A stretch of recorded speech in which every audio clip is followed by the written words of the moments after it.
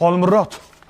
Ustona bo'pti o'zimni oyog'i bilan sindirib taylabdi ko'rib borku, tilimga lastik bo'lib qoldi. Mana o'sha legenda shaytonchangizda-da. Xudoga shukr tushmagan.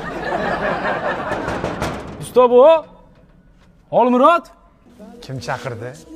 Yana Azamat ishga chaqirib kelgan. Borgim kelmabdi, charchadim dada. 5 kundan beri dam olyaptingiz, Xolmurod. Qanaqasiga charchaysiz? Uxlab charchadingmi? Ish menga yoqadi deb o'ylaysanmi? Yomon dangozda bo'lib ketibsan. Yur, bugun dam olamiz. Aytayli. Qanisizlar usta bu ishga boraylik, kech bo'lib ketdi. Azamat aka, dadam bilan Xolmurod akam mol bozorga tovuq sotgani ketganlar. Ofatoy sanmi? Ha, usta bobomla ketganlarmi? Ha, ishlagan joyimizdan pul olib kelgan edim, shuni bermoqchi edim. Erta kelib o'zlariga beraman bo'lmasa.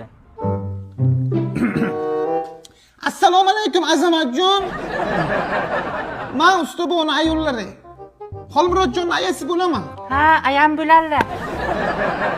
Usta bo'g'joningiz aytganlarki, agar pul olib kelsa Azamat, pulni senga tashlab ketaversin deganlar.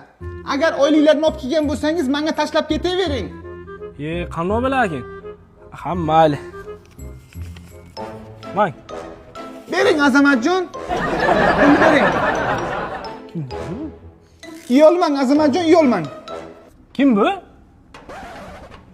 Onajoningni eri bu. Pulni bersang-da, bo'lmasa yo'qol, ket. Ahmoq qilma odam. Usta bu shunaqa qilib chaqirmasam chiqmaysiz.